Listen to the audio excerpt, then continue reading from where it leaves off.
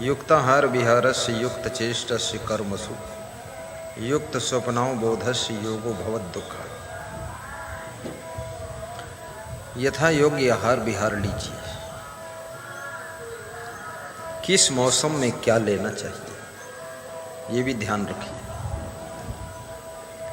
मनुष्य का क्या आहार है इसकी जानकारी करिए। पशु पंछियों का आहार मनुष्य के आहार से अलग होता है।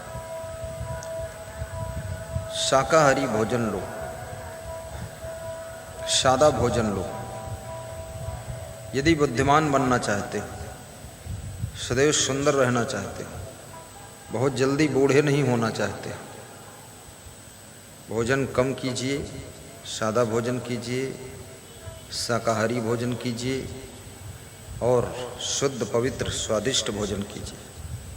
हरी पत्तियों वाला भोजन ज़्यादा कीजिए, जैसे बथुआ है, पालक है। इसका दाल में डालकर सकवहिता बनाकर हींग से छौंक कर खा लीजिए। चावल दिलखुश बिसुन पराग बासमती खा लीजिए। चावल तो कोई भी हो, बस उसको जब पकाइए तो उसका जो माड़ निकलता है, माड़ को थोड़ा निकाल दीजिए। जानवर को माड़ खिला दो, फिर तुम चावल खाओ, कभी शुगर पुगर होगी नहीं। और भूख से थोड़ा कम खाइए। अपने कमरे में थोड़ा नाश्ता भी रख लीजिए। कभी ज़्यादा भूख लग जाए तो एक तिल का लड्डू खा लीजिए, मुट्ठी भर चना चबा लीजिए। लेकिन आप तो पहले से ही इतना खा लेते हो कि 3 रात भूख लगे ही नहीं। कितने लोग अधिक खाने के कारण सो नहीं पाते हैं क्योंकि पेट में वजन ज़्यादा हो गया। कल रात को मुझे 3 बजे भूख लगी तो 3 से मैं 4:30 तक पढ़ाई किया। आज रात में रामायण पढ़ा। भूख थी लेकिन मन में संकल्प था खाऊंगा नहीं। क्यों? क्योंकि बैठने का काम है, ज़्यादा खाओगे। और कभी कभी आंतों में झूठी भूख भी लगती है, झूठी चुट्टी भूख, झूठ मूठ।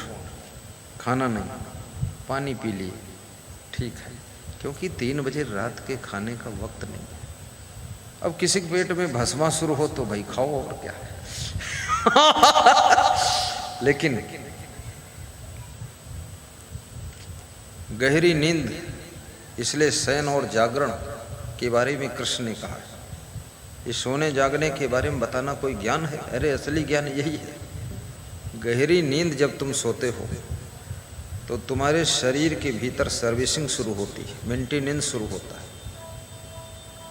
हार्ट, किडनी, लीवर, प्लीहा, सभी ग्रंथियां सब सर्विसिंग होती है, सब रिलैक्स पाती है, सब मेंटेनेंस होता है। बॉडी स्वयं मेंटेनेंस करती है, सेल्फ सर्विसिंग सेंटर है अंदर। लेकिन वो तभी जब तुम गहरी नींद में होते। और कितने लोग तो कहते हैं नींद आती ही नहीं। अब आती ही नहीं तो ये सर्विसिंग कब होगी? तो नींद नहीं आती तो हार्ट अटैक आएगा, फिर कुछ और लफड़ा होगा, बॉडी में गड़बड़ा जाएगा, शरीर धीरे धीरे बदसूरत हो जाएगा, सुंदरता खो जाएगी,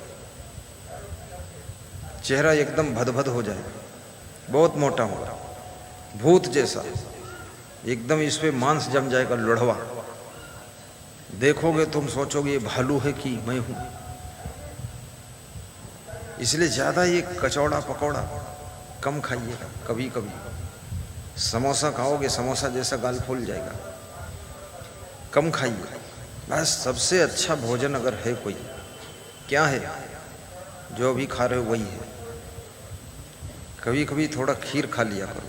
खीर ये जो अम्लपित्त होता है, एसिडिटी बनती है, उसको ख़त्म करती है। खीर और सेवई एसिडिटी को ख़त्म करती है। पानी घोंट घोंट कर पियो। कोई अच्छी सलाह दे स्वास्थ्य के बारे में, सुन भी लो, मान भी लो, समझ भी लो। और दिन भर में 2-4 बार हंसो भी। जोर से हंस दोगे तो भी पाचन तंत्र सही हो जाता है, हाजमा दुरुस्त हो जाएगा। घोड़ा खाता है और बीच बीच करता ना फुर फुर, वो फुर्र करता उसका हजम हो जाता है। और बीच बीच घोड़ा हंसता भी, ही। अब घोड़े को क्या मिला? कुछ नहीं मिला, लेकिन ही करता है। तुम ही भी नहीं कर पाते। बचपन में तो ही किया था, अब पता नहीं ही कहाँ चली गई तुम्हारी। महाराज जी भी खुश है कि गुरुजी मजा करते हैं। सही बात है, थोड़ा ही करना भी सीखो। ऐसे हंसना चाहिए जोर से। दुनिया तुम नहीं बदल पाओगे, ना पूरा घर बदल पाओगे, ना तुम्हारे मन का कुछ होगा।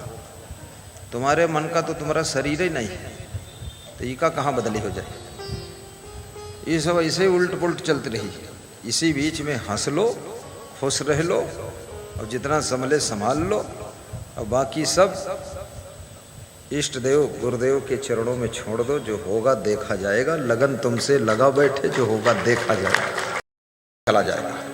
याद रखना, ये नियम संयम जो है ये ट्यूब की हवा है। इनका अगर पालन करोगे तो आपके अंदर इतनी सामर्थ्य, इतनी कैपेसिटी, इतनी एबिलिटी, इतनी क्वालिटी, इतना पावर पैदा होगा कि आप लोक परलोक का वजन लेकर के चल सकोगे। अपना भी कल्याण करोगे, दूसरों का भी कल्याण कर सकोगे। जलता हुआ दीपक ही बुझे हुए दीपक को जला सकता है, बुझा हुआ दीपक जलते हुए दीपक को नहीं जला सकता।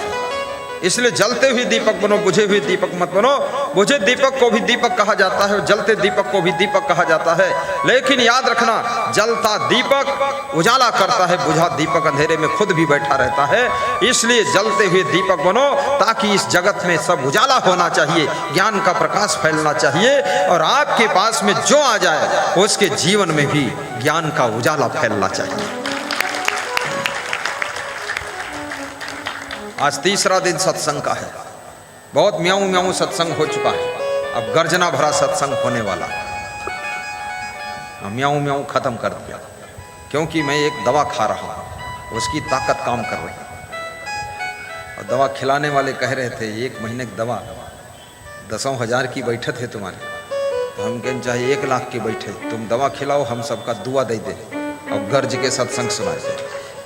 और दवा खिलाने वालों ने कहा है, गुरुजी और कुछ खायो ना, बस रोटी दाल और सब्जी खाए लियो और खायो ना, अब कमजोरी ना आई, एक ही जिम्मेदारी हमारी।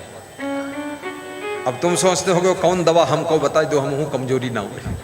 अरे तुम्हारे कमजोरी इतनी आ चुकी है, दवा खाई हो, दवा के कमजोरी आई जाइए। अब तुम न पहलवान हो तुम राज लफड़े में फंस तो बहुत महंगी है, नाम मालूम नहीं हमको है, लेकिन खिलाने वाले अभिलाष दास हैं। खड़े हो, ये पुड़िया बांध बांध के लाई। हाँ बस ये